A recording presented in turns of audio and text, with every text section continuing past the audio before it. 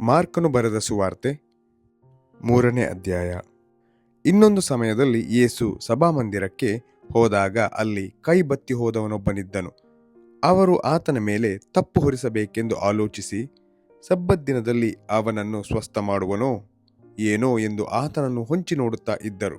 ಆತನು ಕೈ ಬತ್ತಿದವನಿಗೆ, ಎದ್ದು ನಡುವೆ ಬಾ ಎಂದು ಹೇಳಿ ಅವರಿಗೆ, ಸಬ್ಬತ್ ದಿನದಲ್ಲಿ ಯಾವುದನ್ನು ಮಾಡುವುದು ನ್ಯಾಯ? ಮೇಲನ್ನು ಮಾಡುವುದೋ, ಕೇಡನ್ನು ಮಾಡುವುದೋ, ಪ್ರಾಣವನ್ನು ಉಳಿಸುವುದೋ, ತೆಗೆಯುವುದೋ ಎಂದು ಹೇಳಲು ಅವರು ಸುಮ್ಮನಿದ್ದರು. ಆಗ ಆತನು ಅವರ ಮನಸ್ಸು ಕಲ್ಲಾಗಿರುವುದನ್ನು ಕಂಡು ದುಃಖಪಟ್ಟು ಕೋಪದಿಂದ ಸುತ್ತಲೂ ಅವರನ್ನು ನೋಡಿ, ಆ ಮನುಷ್ಯನಿಗೆ ನಿನ್ನ ಕೈ ಚಾಚು ಎಂದು ಹೇಳಿದನು. ಅವನು ಚಾಚಿದನು, ಕೈ ವಾಸಿಯಾಯಿತು. ಫರಿಸಾಯರು ಹೊರಕ್ಕೆ ಹೋಗಿ ಕೂಡಲೇ ಹೆರೋದ್ಯರನ್ನು ಕೂಡಿಕೊಂಡು, ಇವನನ್ನು ಯಾವ ಉಪಾಯದಿಂದ ಕೊಲ್ಲೋಣ ಎಂದು ಆತನಿಗೆ ವಿರೋಧವಾಗಿ ಆಲೋಚನೆ ಮಾಡಿಕೊಂಡರು. ಯೇಸು ವಿಂಗಡವಾಗಿ ಹೋಗಿ 12 ಮಂದಿ ಅಪೊಸ್ತಲರನ್ನು ನೇಮಿಸಿದ್ದು. ಯೇಸು ತನ್ನ ಶಿಷ್ಯರ ಕೂಡ ಆ ಸ್ಥಳವನ್ನು ಬಿಟ್ಟು ಸಮುದ್ರದ ಬಳಿಗೆ ಹೋದನು. ಗಲಿಲಾಯದಿಂದ ಬಹುಜನರು ಆತನ ಹಿಂದೆ ಹೋದರು. ಇದಲ್ಲದೆ ಆತನು ಇಂತಿಂಥ ಕೆಲಸಗಳನ್ನು ಮಾಡುತ್ತಾನೆಂದು ಕೇಳಿ ಬಹುಜನರು ಯೂದಾಯದಿಂದಲೂ, ಯೆರೂಸಲೇಮಿನಿಂದಲೂ, ಇದುಮಾಯದಿಂದಲೂ, ಯೋರ್ದಾನ್ ಹೊಳೆಯ ಆಚೆಯಿಂದಲೂ, ತೂರ್, ಸೀದೋನ್ ಪಟ್ಟಣಗಳ ಸುತ್ತಲಿನಿಂದಲೂ ಆತನ ಬಳಿಗೆ ಬಂದರು. ಜನರು ಗುಂಪಾಗಿದ್ದರಿಂದ ಮೈ ಮೇಲೆ ಬಿದ್ದು ನೂಕಾರೆಂದು ಆತನು ತನಗೆ ಒಂದು ದೋಣಿಯು ಸಿದ್ಧವಾಗಿರಲಿ ಎಂಬುದಾಗಿ ಶಿಷ್ಯರಿಗೆ ಹೇಳಿದನು. ಯಾಕಂದರೆ ಆತನು ಅನೇಕರನ್ನು ಸ್ವಸ್ಥ ಮಾಡಿದ್ದರಿಂದ ರೋಗ ಪೀಡಿತರಾಗಿದ್ದವರೆಲ್ಲರೂ ಆತನನ್ನು ಮುಟ್ಟಬೇಕೆಂದು ಮೇಲೆ ಬೀಳುತ್ತಿದ್ದರು. ಮತ್ತು ದೆವ್ವಗಳು ಆತನನ್ನು ಕಂಡಾಗೆಲ್ಲ ಆತನ ಪಾದಕ್ಕೆ ಬಿದ್ದು, ನೀನು ದೇವಕುಮಾರನೆಂದು ಕೂಗುತ್ತಿದ್ದವು. ಆದರೆ ಆತನು ತಾನು ಇಂಥವನೆಂಬುದಾಗಿ ಯಾರಿಗೂ ಪ್ರಕಟಿಸಬಾರದೆಂದು ಅವರಿಗೆ ಬಹುಖಂಡಿತವಾಗಿ ಹೇಳಿದನು. ಆಮೇಲೆ ಯೇಸು ಬೆಟ್ಟವನ್ನು ಹತ್ತಿ ತನಗೆ ಬೇಕಾದವರನ್ನು ಹತ್ತಿರಕ್ಕೆ ಕರೆಯಲು ಅವರು ಆತನ ಬಳಿಗೆ ಬಂದರು.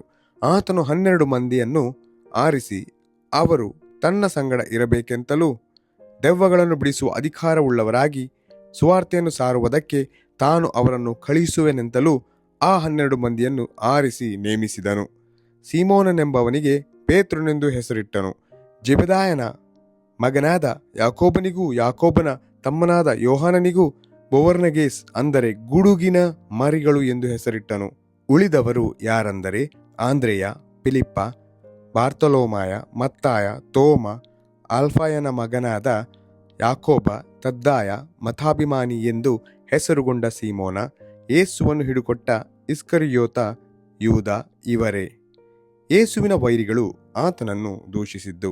ಆತನ ಸ್ವಂತ ಜನರು ಆತನ ವಿಷಯವಾಗಿ ಅನುಮಾನಪಟ್ಟದ್ದು. ಆತನು ಮನೆಯೊಳಗೆ ಬಂದಾಗ ಜನರು ತಿರುಗಿ ನೆರೆದಿದ್ದರಿಂದ ಊಟಕ್ಕೆ ಅವಕಾಶವಾಗಲಿಲ್ಲ. ಇದನ್ನು ಕೇಳಿ ಆತನ ಬಂಧುಗಳು ಅವನಿಗೆ ಹುಚ್ಚು ಹಿಡಿದಿದೆ ಎಂದು ಹೇಳಿ ಆತನನ್ನು ಹಿಡಿಯುವುದಕ್ಕೆ ಹೊರಟರು.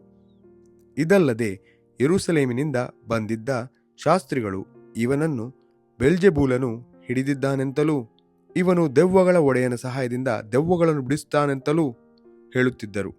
ಆತನು ಅವರನ್ನು ಹತ್ತಿರಕ್ಕೆ ಕರೆದು ಅವರಿಗೆ ಸಾಮ್ಯರೂಪವಾಗಿ ಹೇಳಿದ್ದೇನೆಂದರೆ, ಸೈತಾನನು ಸೈತಾನನನ್ನು ಬಿಡಿಸುವುದುಂಟೆ?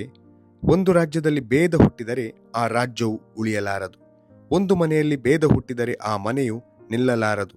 ಅದರಂತೆ ಸೈತಾನನು ತನಗೆ ವಿರೋಧವಾಗಿ ಎದ್ದು ತನ್ನಲ್ಲಿ ಭೇದ ಹುಟ್ಟಿಸಿಕೊಂಡರೆ ಅವನು ನಿಲ್ಲಲಾರದೆ ನಾಶವಾಗಿ ಹೋಗುವನು. ಅದಲ್ಲದೆ ಒಬ್ಬನು ಮೊದಲು ಬಲಿಷ್ಠನನ್ನು ಕಟ್ಟಿಹಾಕದೆ ಆ ಬಲಿಷ್ಠನ ಮನೆಯನ್ನು ಹೊಕ್ಕು ಅವನ ಸೊತ್ತನ್ನು ಸುಲುಕೊಳ್ಳುವುದಕ್ಕಾಗುವುದಿಲ್ಲ. ಕಟ್ಟಿಹಾಕಿದ ಮೇಲೆ ಅವನ ಮನೆಯನ್ನು ಸುಲುಕೊಂಡಾನು. ಇದಲ್ಲದೆ ಅವರು ಇವನಿಗೆ ದೆವ್ವ ಹಿಡಿದಿದೆ ಎಂದು ಹೇಳಿದ್ದರಿಂದ ಆತನು ಅವರಿಗೆ, ನಿಮಗೆ ಸತ್ಯವಾಗಿ ಹೇಳುತ್ತೇನೆ, ಮನುಷ್ಯರು ಎಷ್ಟು ದೂಷಿಸಿದಾಗ್ಯೂ ಅವರು ಮಾಡುವ ಎಲ್ಲ ಪಾಪಗಳಿಗೂ ದೂಷಣೆಗಳಿಗೂ ಕ್ಷಮಾಪಣೆ ಉಂಟಾಗುವುದು. ಆದರೆ ಪವಿತ್ರಾತ್ಮನನ್ನು ದೂಷಿಸಿದವನು ಎಂದಿಗೂ ಕ್ಷಮಾಪಣೆ ಹೊಂದನು. ಅವನು ಶಾಶ್ವತ ಪಾಪದೊಳಗೆ ಸೇರಿದವನಾದನು ಎಂದು ಹೇಳಿದನು. ಜನರು ಆತನ ಸುತ್ತಲೂ ಕೂತುಕೊಂಡಿದ್ದಾಗ ಆತನ ತಾಯಿಯು ತಮ್ಮಂದಿರು ಬಂದು ಹೊರಗೆ ನಿಂತುಕೊಂಡು ಆತನನ್ನು ಕರೆ ಕಳುಹಿಸಿದರು.